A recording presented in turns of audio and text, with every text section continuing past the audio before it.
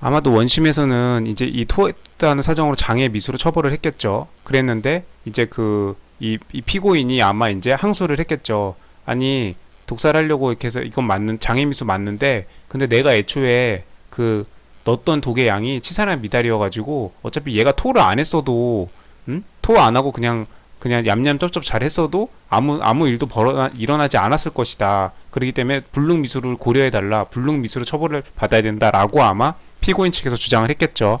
그래서 이제 대법원에서 보니까 그러네. 장애 미수 맞는데 근데 애초에 토하기 전에 이미 넣었던 양이 치사량 미달이면 토를 하든 안 하든 상관이 없잖아. 어차피 그럼 장애 미수가 아니고 불능 미수로 가야 되는 거 아닌가 하고 생각할 여지가 있죠. 그렇기 때문에 원심으로서는 이걸 좀 더 심리해 봤어야 되는 거 아니냐. 그래서 불능미수 성립 여부에 대해서도 판단하여야 한다라고 이렇게 해서 이거 맞는 질문 낸 거죠. 그러니까 원심은 이 불능미수에 대해서는 판단을 안 했던 거죠. 장애 미수로만 보고 장애 미수로 처벌했던 거였겠죠.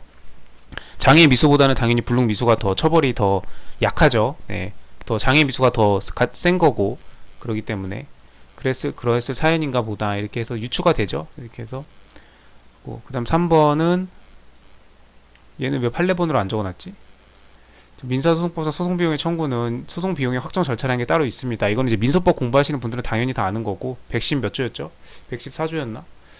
거기쯤에 있고 위 절차에 의하지 아니하고 이렇게 손해배상 청구에 소를 하는 거는 이거는 안 됩니다. 네. 법에서 이렇게 정해져 있기 때문에 소송비용 청구는 이렇게 하도록 정해져 있어가지고 이렇게 막 이게 뭐 그냥 대나무 때나 내가 돈 받고 싶다고 다 손해배상금 청구를 하는 게 아니에요. 네. 그래서 소에 있는 부적법한서로 사용될 수가 없다. 그래서 이런 거는 결과 발생의 가능성도 없고 위험성도 인정되지 않는다. 아까 위험성이 인정되기 때문에 불능미수를 처벌한다고 했어요. 결과 발생의 가능성이 없지만 행위의 위험성이 있기 때문에. 근데 이거는 위험성도 인정이 안 된다. 그렇기 때문에 이거는 위험성도 없어서 불능미수에 해당한다고 볼 수 없고 불능미수가 아닙니다. 네. 불능미수 이거 아니고 아까 불능범이라고 그랬죠. 네. 그냥 범죄가 되지 않는 거예요. 그냥 무죄죠. 그러니까 네.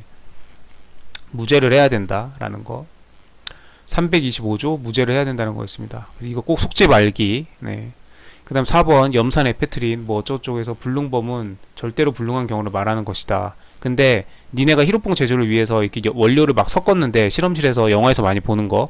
근데 약품 배합이 미숙해가지고 이걸 마약을 잘 만들지 못했어요. 뭐 그렇겠다 해도 만약에 약품 배합을 우연히 실수로라도 제대로 만들어가지고 배합이 성공했다면은 마약 되는 거잖아요. 그렇기 때문에 위험성이 있는 행위다. 그래서 미수법을 이렇게 처단한 것은 정당하다라는 사연이 있었습니다. 이것도 85년도 판례죠. 뭐 엄청나게 옛날 판례죠. 네.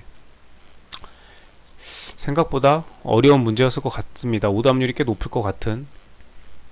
그 다음 문제 14번 집행유예 옳지 않은 거. 집행유예 기간 중에 범한 범죄라고 할지라도 집행유예 기간 중에 범죄를 범하게 되면은 이 범죄에 대한 형에다가 전에 집행유예 기간 받았던 것까지 추가돼가지고 형을 다 살아야 되죠. 자, 근데 범죄라고 할지라도 집행유예가 취소됨이 없이 유예 기간이 경과했다. 그러면은 이에 대해서는 다시 집행유예 선고가 가능하다.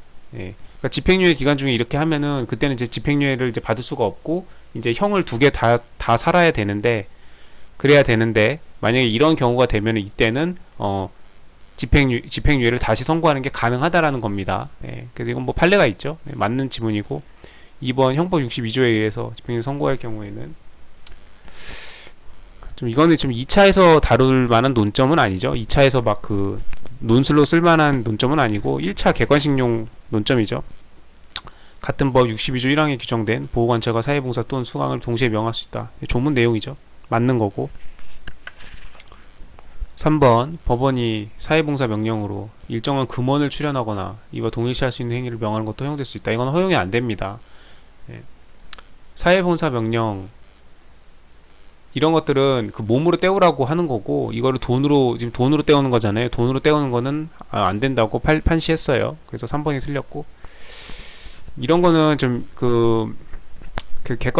완전 객관식용 문제여가지고 형법을 객관식이 아닌 주관식으로 준비하는 수험생들한테는 좀 어려울 수 있습니다. 이런 것들이 은근히. 네. 형법 62조 이런 조문들은 잘 보지도 않는 조문이에요. 네. 형법은 주로 강론, 살인 강도, 재산죄, 살인 강도, 절도, 횡령 배임 이런 뭐 다른 그 수많은 강론들을 보지 이런 건 잘 안 보죠. 이런 것들은 이건 이제 약간 객관식용이고 어쨌든 3번이 틀렸다. 4번 확정 판결 이전 이후의 두 개의 범죄에 대하여 하나의 판결로 두 개의 자유형을 선고하는 경우 확정 판결 이전과 이후니까 이거는 네 따로따로 해야죠. 그 두 개의 자유형은 각각 별개의 형이므로 그렇죠? 이거 두 개는 경합범위 아니 저기죠. 경합범위 아닙니다. 네.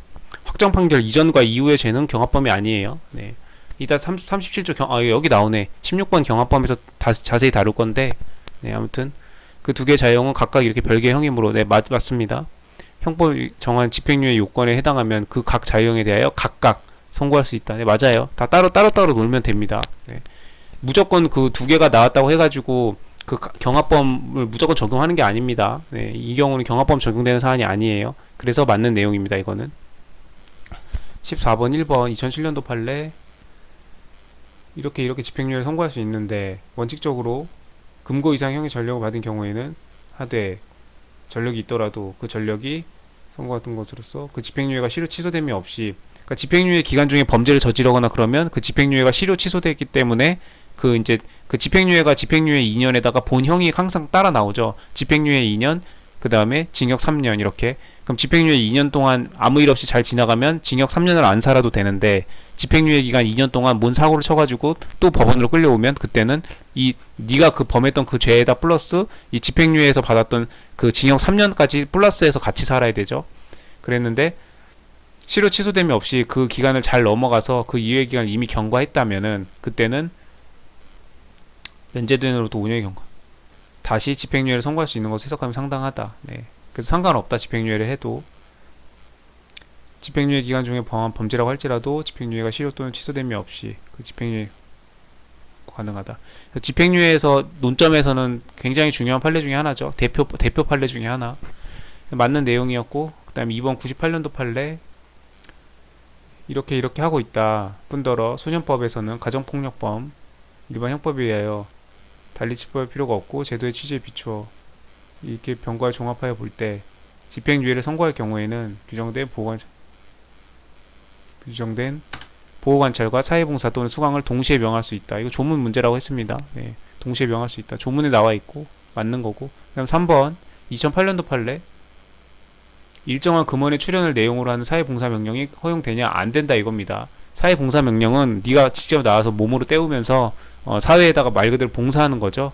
네, 봉사를 하면서 반성도 좀 하고 예, 더불어 사는 공동체 뭐 이런 거 뭐 겸사겸사 해서 하는 거죠. 네. 하기 때문에 돈으로 때우지 마라. 네, 그러니까 돈 많은 재벌들은 뭐 껌값이죠. 네, 그렇게 해서 뭐 얼만데 그 돈 주고 말지 뭐 그러니까 그렇게 하는 걸 방지하기 위해서 네, 재벌이든 아니든 있는 자든 가난한 자든 나와서 직접 몸으로 때우면서 이렇게 그 취지를 되살려라 반성하는 의미로 그런 시간을 갖는 게 의미가 있기 때문에 돈으로 때우지 말아라. 얼마면 돼 이거 하지 말라는 거죠. 그래서 형법과 정합하면 비추어 이건 자유형이다. 네, 자유형. 네, 일신 전속적인 몸으로 때워야 되는 거고 이거를 대체하기 위해서 이렇게 자유형, 그러니까 일 또는 근로활동, 사람의 인신 전속적인 신체활동, 신체의 자유를 구속하는, 신체의 자유를 제한하는 그걸로써 반성하면서 시간을 갖는 네, 그렇게 하는 게 취지이기 때문에 이런 식으로 금원을 출연해가지고 재벌들한테 뭐 돈 많은 사람한테는 뭐 이런 뭐 벌금 나와봐 이런 거 뭐 저기죠 아무 의미가 없죠. 네. 그래서 이런 거는 허용될 수 없다라는 거. 그다음에 4번 후단의 경합범 관계에 있는 죄에 대하여 따로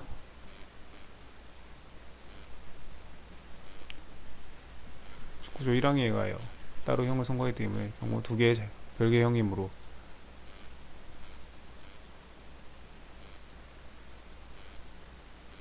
실형을 선고하면서 다른 자유형에 대하여 집행유예를 선고하는 것도 형법상 조치를 금하는 명문의 규정이 없는 이상 허용되는 것으로 보아야 된다.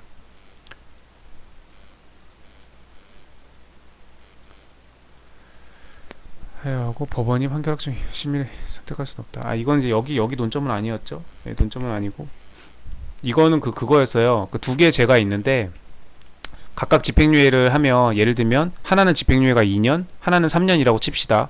그러면 어차피 판결이 끝나는 시점에 동시에 진행을 하기 때문에 앞에 집행유예 2년은 의미가 없죠. 그냥 집행유예 그 2년